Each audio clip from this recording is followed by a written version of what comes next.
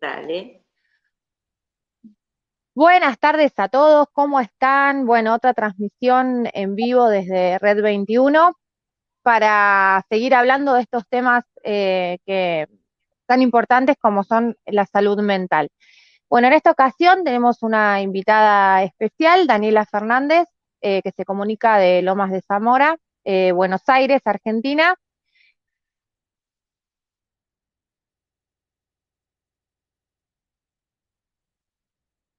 No escucho, ¿eh? Ahora no estoy escuchando.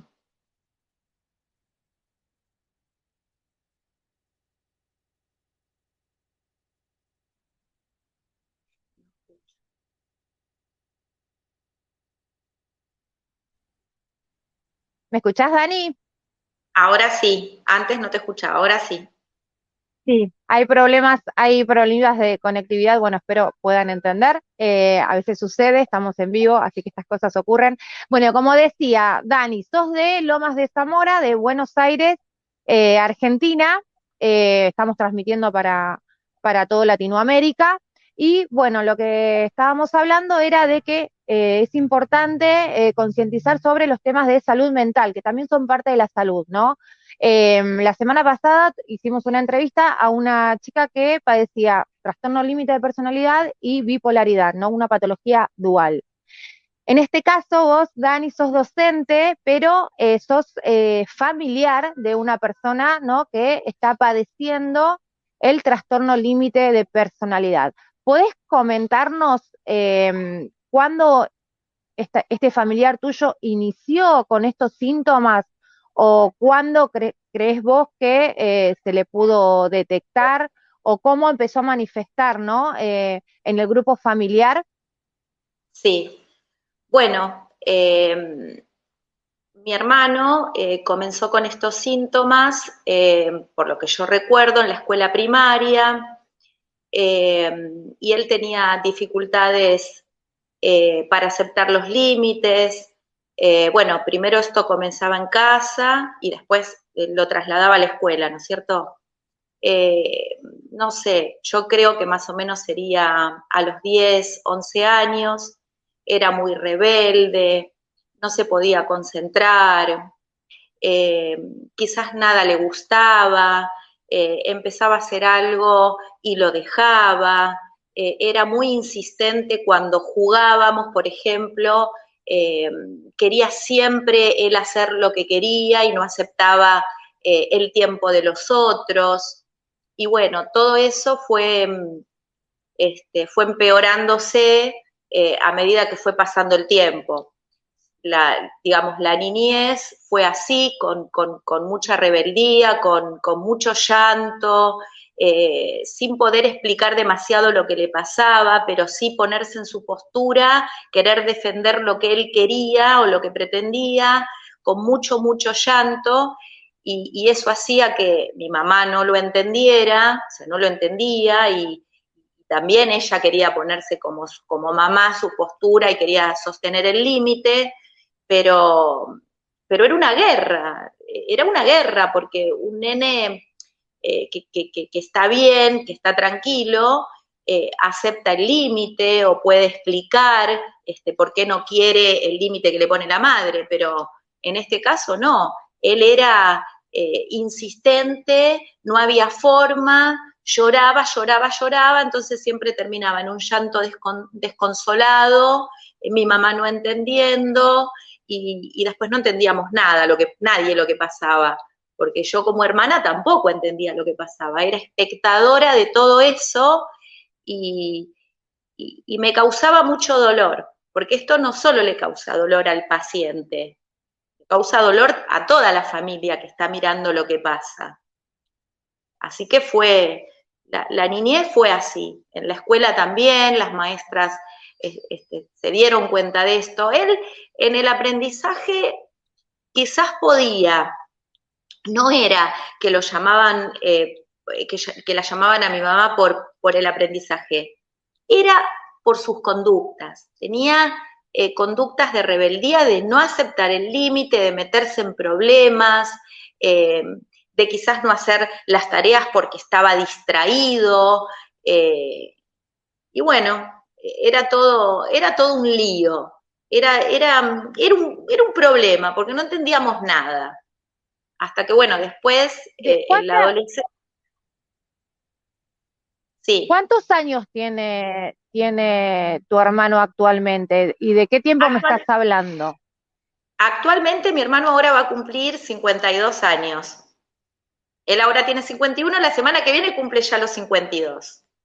Y O sea bueno, que estamos gracias a Dios. hablando, sí, Y de estamos 40. hablando de una época donde no se, discúlpame, donde no se conocía, ¿no? Sobre esta patología, ¿no? Ahora No, hay gente que la no, desconoce. Imaginémonos tu hermano, ¿no? En su niñez, estamos hablando de 40 años atrás aproximadamente. sí, sí, no, no, no.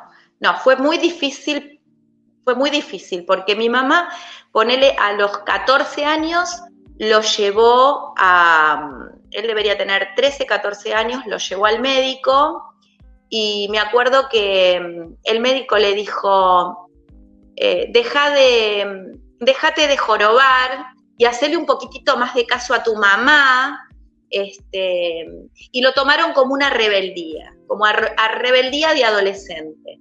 Pero esto de rebeldía de adolescente no tenía nada, porque él ya manifestaba dibujos raros, él dibujaba, dibujaba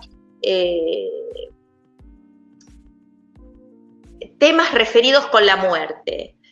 Dibujaba cruces, dibujaba gente negra, dibujaba ataúdes, y en la adolescencia obviamente que se le empeoró. Él siempre buscaba todo lo que era marginal, todo lo que era distinto. Si bien uno en la adolescencia sí quiere separarse de los padres o hace cosas que quizás para separarse, pero lo de él era como extremo. Buscaba estar en lugares donde quizás otros no estaban, buscaba amistades que realmente lo podían perjudicar.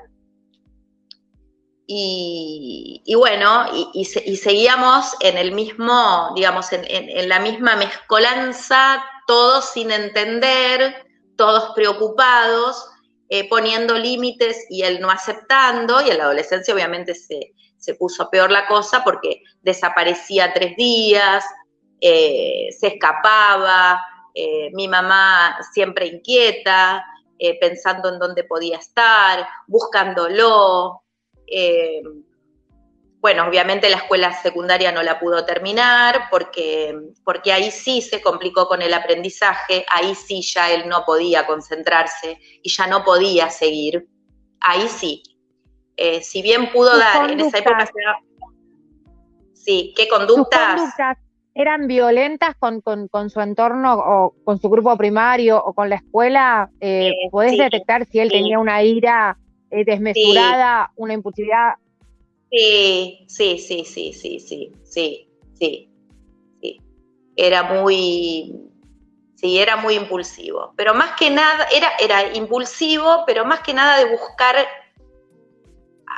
hacer cosas riesgosas, como por ejemplo, no sé, teniendo 13 años, yéndose, escapándose y volver al día siguiente. Con 13 años uno no hace eso, y él sí buscaba hacer eso, o se iba a estos lugares donde se escuchaba, que no está mal, pero quizás para la edad de él no era, quizás era para un chico de 18, 19, 20 años, de ir a esos lugares a escuchar música donde se escuchaba rock, que no está mal, pero es para gente adulta, no es para un nene de 13, 14 años. Y él lo hacía con 13, 14 años, y se exponía al alcohol, Claro, este, eh, bueno, esas cosas sí las hacía, y bueno, y no venía bien, venía desorientado, venía mal, venía justamente haciendo algo que es de persona adulta,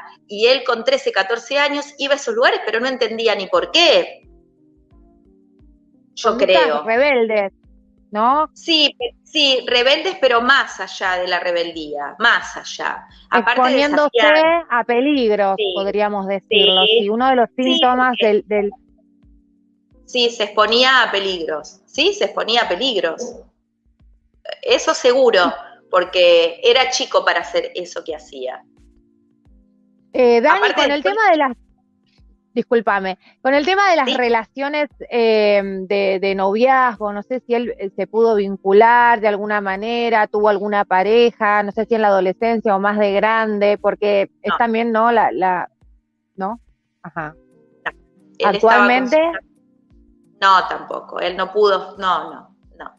Él en un momento sí tuvo una novia, pero eso no prosperó, no. Él no puede, como que no puede encarar una relación y vincularse,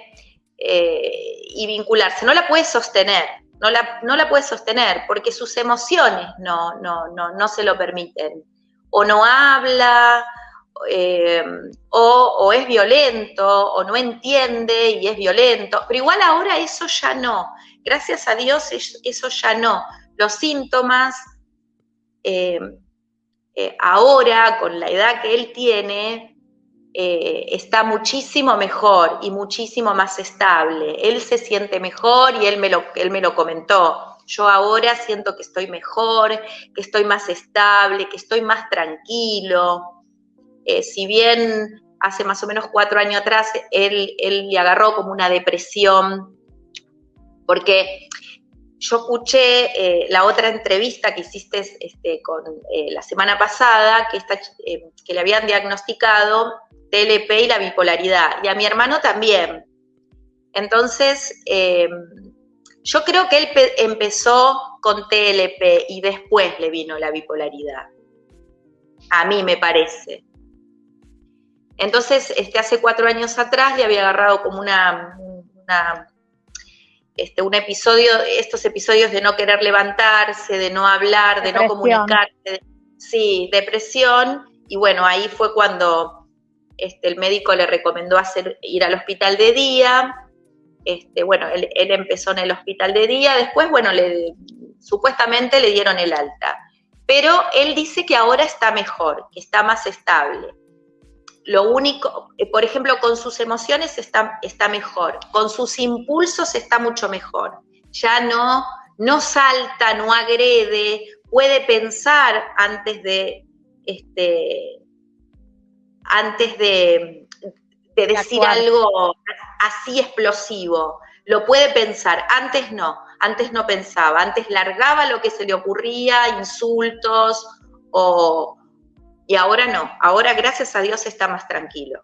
¿Él está recibiendo algún tipo de tratamiento, no sé si psiquiátrico, psicológico? Sí, sí, sí. Él toma medicación y cumple muy bien con sus visitas al psiquiatra y con su medicación. Eso también costó muchísimo al principio, porque cuando más o menos tenía 28, 29, 30 años, 30 y pico, le costó aceptar que él tenía que ir al psiquiatra, que él tenía que tomar la medicación. Por ejemplo, había veces que por ahí estaba 6, 7 meses tomando la medicación y de un momento a otro él decía, ya está, no las tomo más porque no las necesito. Entonces, bueno, no las tomaba y después nos dábamos cuenta que algo le estaba pasando porque ya las había dejado de tomar. Ya no, otra vez los impulsos, el no entender nada, el manejarse como se le antojaba. Y eso con los años... Sí, discúlpame, Sí, quiero hacer una aclaración con esto del dejar de tomar la medicación. Es muy peligroso cuando estamos tomando, ¿no? Cuando nos diagnostican un trastorno y el médico nos dosifica, ¿no? Un psicofármaco que obviamente tiene que estar controlado y bueno, valga la redundancia, dosificado, ¿no? Por el profesional. Se comienza a tomar lentamente, ¿no? Hasta llegar a la dosis y para poder estabilizar a la persona. Cuando una persona deja de repente de tomar la medicación, ¿no? Como síntoma de rebeldía, lo deja de golpe, sin el control de un profesional, los síntomas se agravan. Esto sí, lo quiero aclarar y puede caer, ¿no? En una depresión mucho más profunda y puede ser sumamente peligroso, ¿no? recordemos que esta medicación funciona a nivel del sistema nervioso central, ¿no? Que son nuestro cerebro muy químico, y lo que ocurre por ahí es un desequilibrio, ¿no? A nivel de los neurotransmisores, que hasta pueden llegar al suicidio. Entonces es importante resaltar esto, ¿no? Del control de la medicación, de que si la persona no puede sola respetar la dosis, ¿no? Necesita de una persona que lo esté acompañando para poder cumplir con el tratamiento idóneo, ¿no? Y no automedicarse, porque lleva a mayores problemas. Esto quería aclarar. Eso que mencionaste es súper importante, por eso la familia tiene que estar informada y tiene que saber.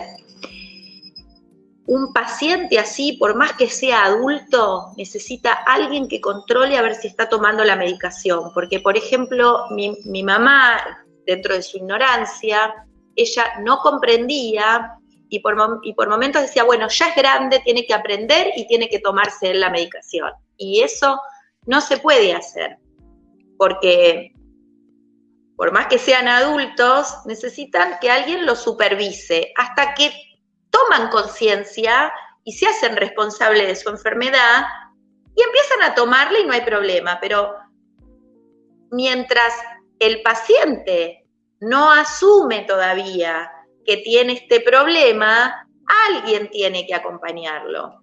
Entonces, hubo episodios donde no se controló y él dejaba de tomar y realmente era un caos.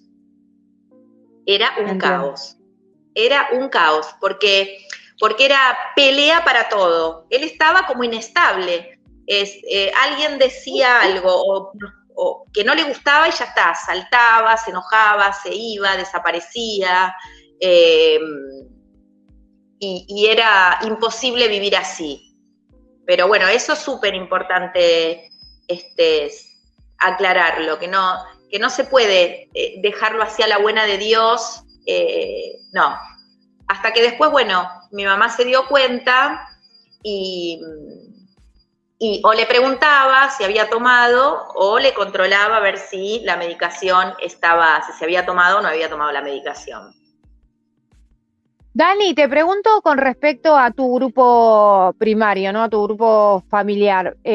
¿Considerás que tenés una familia funcional o crees que por ahí algunas circunstancias han llevado a agravar esta patología con lo que respecta a tu hermano?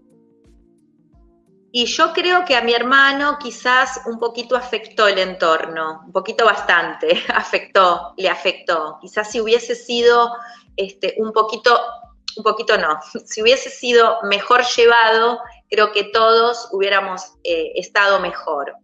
Pero bueno, mis padres son grandes, en el momento donde a él se le despertó esto, era muy difícil, la verdad que nadie daba en la tecla, fue difícil, y fue difícil para mis padres entender también que él tenía esta dificultad. La única que más o menos se daba cuenta que algo no andaba bien y que sus conductas no eran normales, la verdad que esa era yo.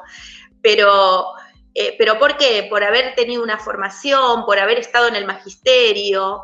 Entonces, al yo enterarme por medio de mis profesoras que cuando una persona tiene conductas que no son, que son destructivas, que van contra uno mismo, ahí hay un problema. No es que la persona lo esté haciendo por maldad, que esté discutiendo por maldad, que esté revoleando por maldad.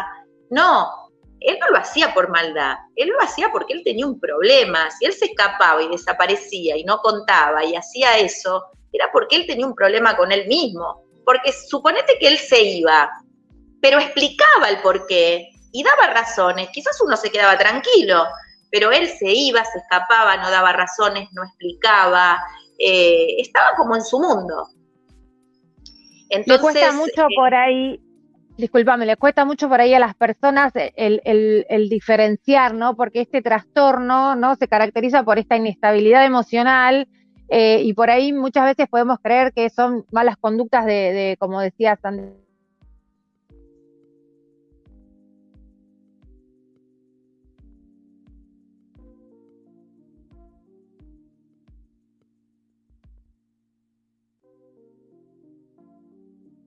No estoy escuchando.